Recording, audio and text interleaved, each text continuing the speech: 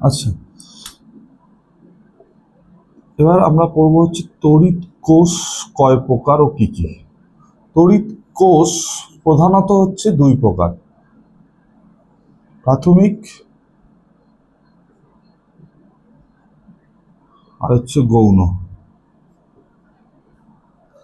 প্রাথমিক ও গৌণ দুই প্রকারের তড়িৎ কোষ আছে। প্রাথমিক তড়িৎ কোষ আর গৌণ তড়িৎ কোষ কি সেটা এবার আমাকে জানতে হবে। আচ্ছা, তড়িৎ কোষ বিষয়টা কি সেটা আমি বলেছি আগের দিন, যে তড়িৎ কোষ হলো হচ্ছে বেসিক্যালি তড়িৎ চালক বলের একটা উৎস হচ্ছে তড়িৎ কোষ। যেমন সেল হতে পারে, যেমন ব্যাটারি হতে পারে, যেমন ডায়নামো হতে পারে, সেগুলো সবই হচ্ছে তড়িৎ কোষ মানে হচ্ছে সেল। এছাড়াও ব্যাটারি হতে পারে, ডায়নামো হতে পারে, এগুলো সবই হচ্ছে তড়িৎ চালক বলের উৎস। তো তড়িৎ কোষ দুই প্রকার, একটা হচ্ছে প্রাথমিক আর একটা হচ্ছে গৌণ কোষ। প্রাথমিক কোষ বেসিক্যালি কিরকম হয়? প্রাথমিক কোষ হচ্ছে তাদের মধ্যে যে রাসায়নিক পদার্থটা থাকে, প্রাথমিক কোষ মানে হচ্ছে তাদের মধ্যে যে রাসায়নিক পদার্থটা থাকে, সক্রিয় তরলটা থাকে, সেই সক্রিয় তরলটা যদি একবার নিষ্ক্রিয় হয়ে যায় সেটাকে আর পুনরায় সক্রিয় করা যাবে না। মানে যদি নর্মালি যে সেলগুলো পাওয়া যায় সেগুলো যদি একবার তার ভেতরে থাকা সক্রিয় তরলগুলো যেগুলো সাহায্যে তড়িৎ শক্তি উৎপন্ন হচ্ছে এবং তড়িৎচালক বল উৎপন্ন হচ্ছে, সেই জিনিসটা, সেই সক্রিয় তরলটা যদি একবার নিষ্ক্রিয় হয়ে যায় সেটাকে কিন্তু আর সক্রিয় করা যাবে না। এটা হচ্ছে প্রাথমিক সেলের মেন ক্যারেক্টারিস্টিক্স। আর গৌণ সেলের ক্ষেত্রে কি হয়? গৌণ সেলের মেন ধর্ম হচ্ছে তার মধ্যে থাকা যে সক্রিয় তরলটা আছে সেটা যদি কোনো রকম ভাবে নিষ্ক্রিয় তরল হয়ে যায়, ব্যবহার করার ফলে সেই সক্রিয়টা নিষ্ক্রিয় হয়ে যাবে এবং নিষ্ক্রিয় হয়ে যাওয়ার পর সেটাকে পুনরায় সক্রিয় করা যাবে বাহ্যিক একটা তড়িৎ ব্যবস্থার সাহায্যে। যেমন আমরা মোবাইলের ক্ষেত্রে ভাবতে পারি, মোবাইলে আমরা প্রথমে চার্জ দিই, চার্জ দিলে ব্যাটারিটা চার্জড আপ হয়, তারপর আবার সেই ব্যাটারিটা ইউজ করা হয়ে গেলে আবার আমরা মোবাইলে চার্জ দিই, আবার সেই ব্যাটারিটা চার্জ হয়ে যায়। ওটা হচ্ছে তুই বলতে পারবি গৌণ কোষ। গৌণ কোষ কারণ সেটা কি হচ্ছে, একবার তার ভেতরে থাকা সক্রিয় তরলটা নিষ্ক্রিয় হয়ে গেলেও সেটাকে পুনরায় সক্রিয় করা যাচ্ছে বাহ্যিক তড়িতের প্রভাবে, বাহ্যিক তড়িৎ উৎসের প্রভাবে ওই নিষ্ক্রিয়টাকে পুনরায় সক্রিয় করে তুলে আবার সেটাকে ব্যবহারের উপযুক্ত করা যাচ্ছে। কিন্তু প্রাথমিক কোষ কোনগুলো? প্রাথমিক কোষ হচ্ছে সেই কোষগুলো যেগুলোর ভেতরে থাকা সক্রিয় তরল যদি একবার নিষ্ক্রিয় হয়ে যায় ব্যবহার করার ফলে, সেটাকে পুনরায় কিন্তু সক্রিয় করা যায় না। যেমন আমরা যে ব্যাটারিগুলো কিনি সেগুলো একবার ইউজ করা হয়ে যাওয়ার পর যদি ব্যাটারিটা শেষ হয়ে যায় আমরা ফেলে দিই, আমরা সেটাকে করতে পারি না সক্রিয়। কিন্তু যদি এছাড়া অন্য যেসব ব্যাটারিগুলো হয় যেগুলোকে আমরা চার্জ দিতে পারি, সেগুলোর ক্ষেত্রে যেগুলো হয় সেটা কি, সেগুলোর ক্ষেত্রে দেখবি আমরা যখন আমরা ব্যবহার করছি, ব্যবহার করার পর চার্জ শেষ হয়ে যাচ্ছে, তার ভেতরে থাকা সক্রিয় তরলটা নিষ্ক্রিয় হয়ে যাচ্ছে, সেটাকে পুনরায় আবার সক্রিয় করতে হচ্ছে।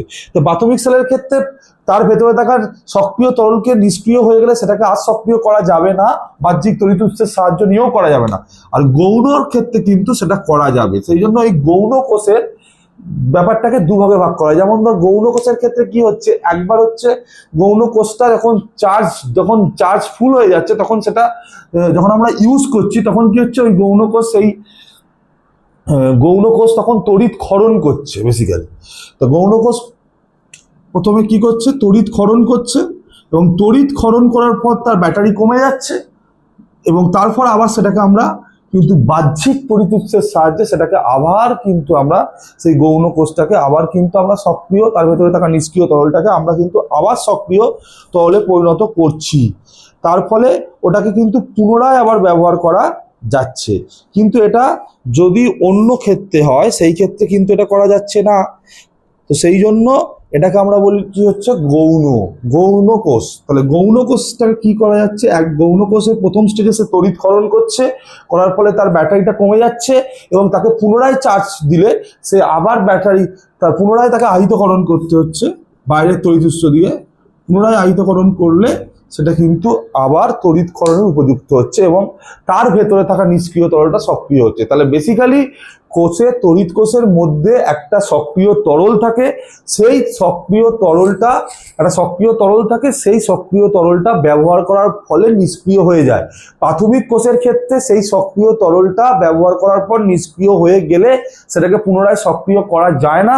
কিন্তু গৌণ কোষের ক্ষেত্রে কি হয়, গৌণ কোষের ক্ষেত্রে ওই যে আর ভেতরে থাকা সক্রিয় তরলটা যখন আমরা ব্যবহার করছি সেটা আস্তে আস্তে নিষ্ক্রিয় হচ্ছে এবং পুনরায় সেটাকে একটা বাহ্যিক তড়িৎ উৎসের সাহায্যে যোগ করে পুনরায় সেটাকে আবার আহিতকরণ করে সেটাকে আবার কিন্তু ব্যবহারের উপযুক্ত করা যাচ্ছে এবং তার ভেতরে থাকা নিষ্ক্রিয় তরলকে সক্রিয় করা যাচ্ছে। তাহলে গৌণ কোষের ক্ষেত্রে তার ভেতরে থাকা সক্রিয় তরল নিষ্ক্রিয় তরল হচ্ছে, নিষ্ক্রিয় হয়ে যাচ্ছে এবং পরবর্তীকালে সেটাকে চার্জ দিয়ে আবার সক্রিয় করা যাচ্ছে, কিন্তু প্রাথমিকের ক্ষেত্রে কিন্তু সেটা করা যাচ্ছে না।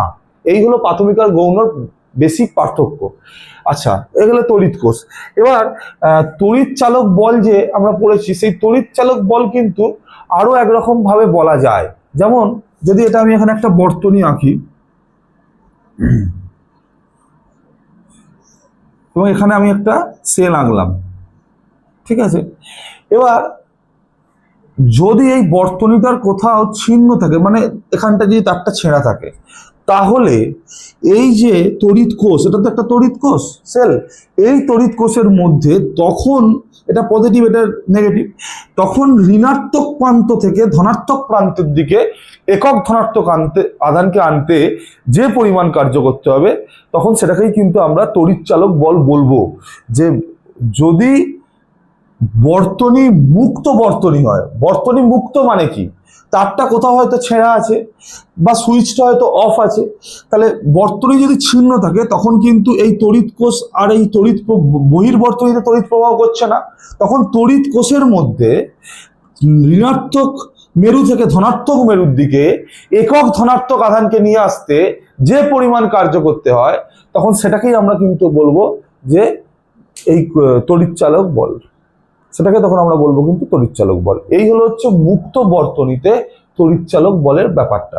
তাহলে এই যে মুক্ত বর্তনীতে তড়িৎ চালক বল আর মুক্ত বর্তনীর ক্ষেত্রে তড়িৎ চালক বলটাই কিন্তু বিভব প্রভেদের মতো কাজ করে। তাহলে কৃতকার্যর ভিত্তিতে কোষের যে তড়িৎ চালক বলের কনসেপ্টটা আছে সেটা বোঝা গেল যে মুক্ত বর্তনীতে তড়িৎ কোষের অভ্যন্তরে ঋণাত্মক মেরু থেকে ধনাত্মক মেরুর দিকে একক ধনাত্মক আধানকে নিয়ে আসতে যে পরিমাণ কার্য করতে হয় সেটাকেই আমরা কিন্তু বলছি যে তড়িৎ চালক বল, তড়িৎ কোষের তড়িৎ চালক বল। এই তড়িৎ চালক বল কি কি বিষয়ের উপর নির্ভর করে? তড়িৎ চালক বলটা নির্ভর করছে এই যে তড়িৎ কোষ, এই তড়িৎ কোষের মধ্যে তড়িৎদ্বার আছে, ধনাত্মক তড়িৎদ্বার ঋণাত্মক তড়িৎদ্বার, ক্যাথোড অ্যানোড আছে। এবার সেই ক্যাথোড অ্যানোডের প্রকৃতির উপর নির্ভর করে সেই ক্যাথোড অ্যানোডটা কি দিয়ে তৈরি এবং তার ভেতরে যে তরলটা ব্যবহৃত হচ্ছে, সক্রিয় তরল যেটা ব্যবহৃত হচ্ছে তড়িৎ কোষের মধ্যে, সেই সক্রিয় তরলটা কি দিয়ে তৈরি, সেই সক্রিয় তরলের গাঢ়ত্ব, সেই সক্রিয় তরলটা কি দিয়ে তৈরি তার উপর কিন্তু ডিপেন্ড করছে, তার প্রকৃতির উপরও ডিপেন্ড করছে। তো এই গেল হচ্ছে আমাদের তড়িৎ কোষের দুটো ভাগ, প্রাথমিক ও গৌণ, এবং কৃতকার্যের ভিত্তিতে তড়িৎ চালক বল, কৃতকার্যের ভিত্তিতে তড়িৎ চালক বল এবং তড়িৎ চালক বল কি কি বিষয়ের উপর নির্ভর করছে।